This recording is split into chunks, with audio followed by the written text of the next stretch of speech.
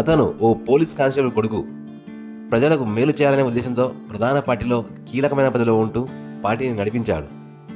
ఆ తర్వాత ప్రజలకు వైద్యం అందిస్తూ మంచి పేరు సంపాదించాడు. ఆ వ్యక్తి ఇప్పుడు దిక్కులేని పక్షిలా ఒంటరిగా ఎవరైనా ముద్ద అన్నం పెడితే తినే పరిస్థితికి చేరుకున్నాడు. ఆ రోజుల్లో అంతటి పేరు ప్రఖ్యాతలు గడించిన ఆ వ్యక్తి నేడు ఆత్మకూరులోని కోనేరుపై ఓ మూలన చేరి బతికీడ్చుతున్నాడు. ఆనాడు తాను నిజాయితీ, విలువలు, నిస్వార్థంతో పనిచేయడం వల్ల ఏమీ సంపాదించుకోలేదని ఆవేదనతో చెబుతున్నాడు. ఎంతటి వ్యక్తి అయినా ఎవరిని మోసం చేయకుండా, తప్పుడు పనులు చేయకుండా జీవిస్తేనే మానవ జన్మకు సార్థకత చేకూరుతుందని 4 మంచి మాటలు చెబుతున్నాడు. అతను చేసిన మంచి పనులను బట్టి అతన్ని తమకి ఇష్టమైన 3 పేర్లతో పిలుచుకుంటున్నారు ఆత్మకూరు ప్రజలు. ఇంతకీ ఎవరతను, అతని నేపథ్యం, అతను ఎందుకు ఇలా మారాడు అనుకుంటున్నారా? తప్పకుండా తెలుసుకోండి. మీకు చేతనైన సాయం చేసి మానవత్వం చాటుకోండి. మరెందుకు ఆలస్యం, వివరాలకు వెళ్దామా?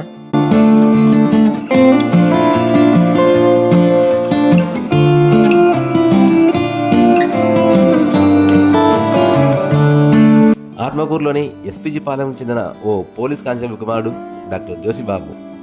తండ్రి నిజాయితీ కలిగిన పోలీస్ కానిస్టేబుల్ కావడం, విధి నిర్వహణలో తండ్రి చేస్తున్న పనులను, ప్రవర్తనను గమనిస్తూ పెరిగాడు డాక్టర్ జోషిబాబు. చిన్నతనం నుండి పుట్టి పెరిగిన ప్రాంతం కావడంతో జోషిబాబుగానే పిలుచుకున్నారు ఎస్పీజీ పాలెం ప్రజలు. తండ్రి అడుగుజాడల్లో పెరగడంతో అదే నిజాయితీ, పౌరుషం అలవడ్డాయి డాక్టర్ జోషిబాబుకు. తండ్రి చనిపోయిన నాటికి సొంతంగా ఇల్లు కూడా కట్టుకోలేకపోయారు. కాలక్రమంలో ఆయన భార్య మృతి చెందింది. సంతానం ఎవరూ లేరు.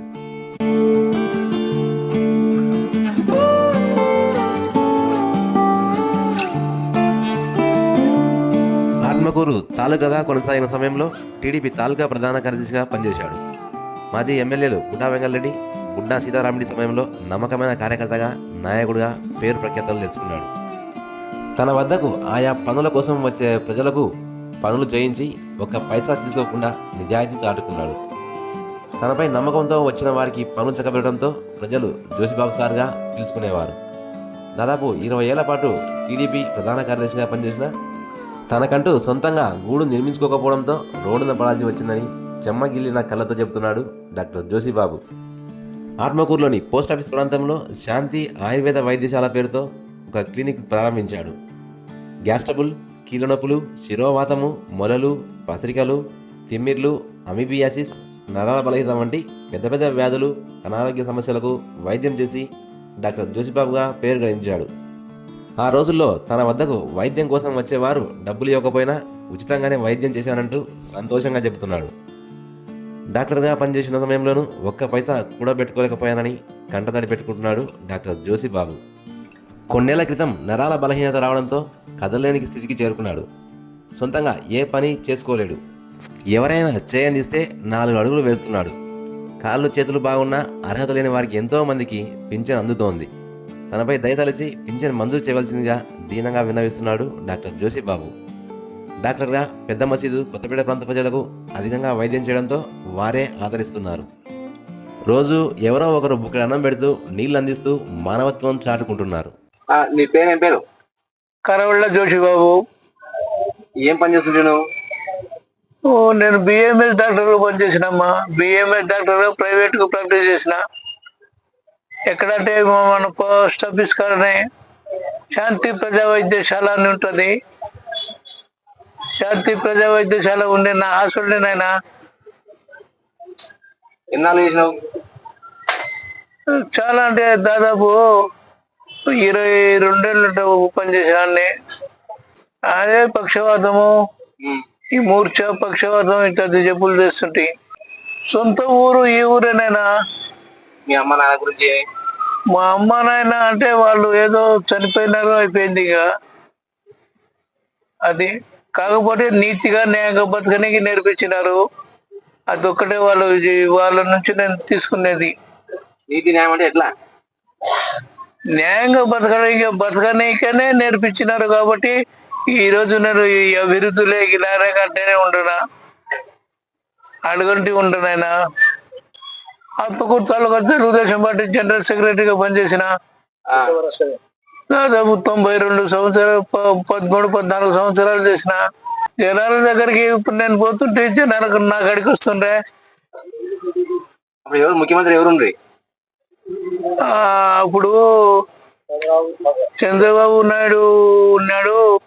తర్వాత ఈయన వంగాల శివరామరెడ్డి కూడా బాగా పరిచయం ఉంటుంది. ఏదో వాళ్ళందరూ కలిసి మెలిసి పని బాగానే చేస్తుంటే గుడ్డా వెంకటరెడ్డి కూడా ఏమైనా ఉన్నాడు. ఎవరికి అసలు ఏ మనిషికి ఆ, నాకు పలాని పని చేయలేదు అన్న ఏ మనిషి లేదు. అందరూ వచ్చి నా చేత పని చేపించుకున్న వాళ్ళే ఆ కాలంలో. ఏం పని చేస్తుంటివి? వాళ్ళకు సేవ చేసేవాడిని అమ్మా, మంచి పనులకు, అభివృద్ధి పనులు చేస్తుంటే వాళ్ళు అభివృద్ధి పనులకు ఈ పలానా చోట పనులు జరగడం లేదు అని ప్రతి ఎవరు నాకు చెప్పినా కానీ వెంటనే నేను వాళ్ళకు ఫోన్ చేసి చేయడము అట్లా చేస్తుంటే నాయన నా కాడ పని చేయించుకున్నట్టు ఉంటే నన్ను అందరు గుర్తుపడతారు. ఆత్మకూరు మొత్తం నేను తెలుసు అందరికి.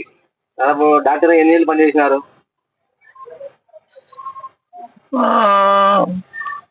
6-12 సంవత్సరాలు నా సొంత హాస్పిటల్లో ఉన్నాను. ఆసుపత్రి ఎదురుగానే ఆడ దాని మీద శాంతి ప్రజా వైద్యశాల అనేది ఇప్పటికి. హాస్పిటల్ కాల్ చేసినాక మళ్ళీ ఎక్కడ పోయినా నువ్వు? ఇక ఎక్కడికి పోలేదమ్మా. ఇన్నాళ్ళు ఎక్కడ ఉంటివి?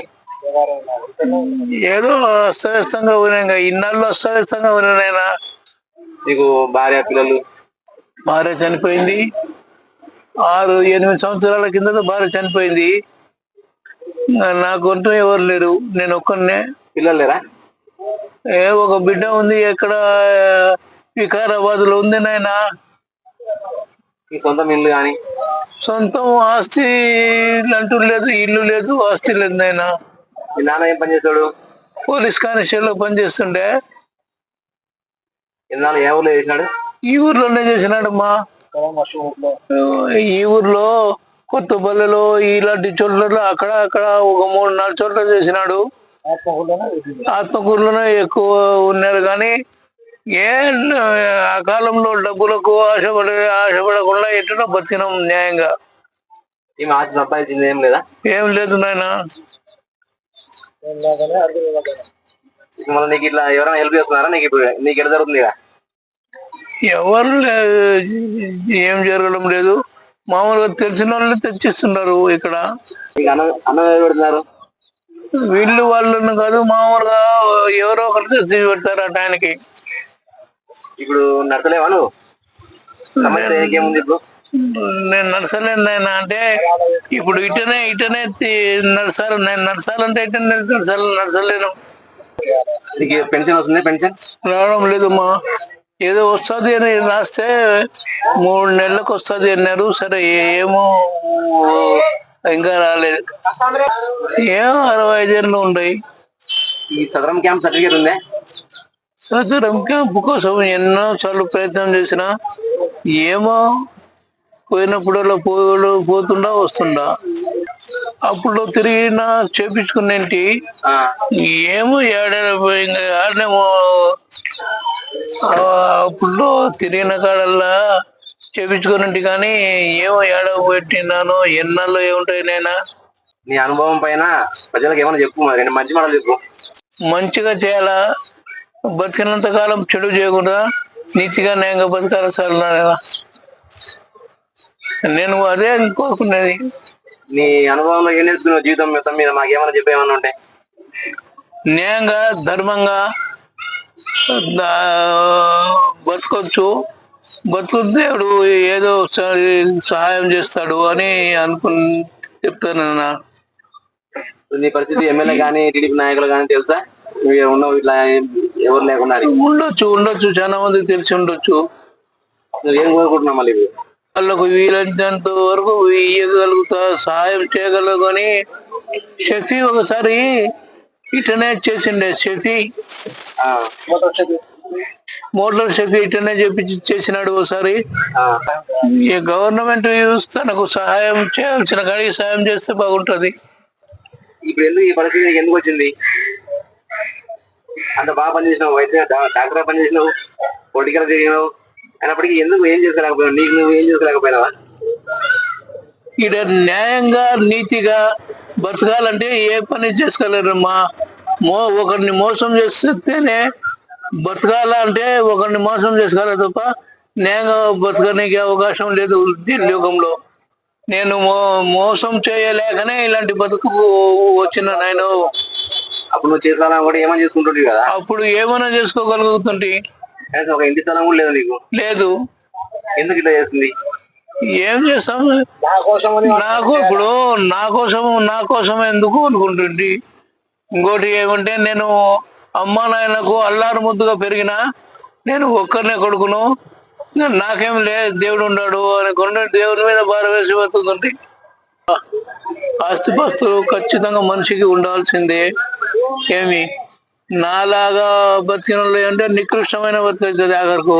కాబట్టి జాగ్రత్తగా బతకాలైనా అందరూ.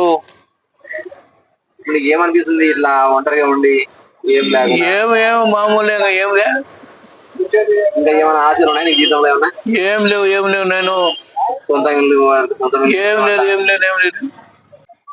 ఎవరన్నా ఆర్థిక సహాయం అంటే, ఇక ఆర్థిక సహాయం కాదు, ఏదో నాకేదో పింఛనో ఏమన్నా వస్తే సరిపోతుంది. నీకు ఆధార్ కార్డు ఉందా? ఆధార్ కార్డు దాంట్లో రికార్డులో పుస్తకంలో అన్ని పెట్టేసిన. సచివాలయంలోనే ఉంది. తినడం ఎట్లా? తినడము, స్నానం చేయడం, ఇట్లాంటి బయటికి కదడం ఎట్లా? ఎవరైనా హెల్పింగ్ చేస్తారా? ఎవరో చేస్తారు, ఎవరన్నా చేస్తారు. ఆడ అట్లా కూర్చొని మూలకు నీళ్లు పోసుకుంటుంటా తెచ్చిస్తే.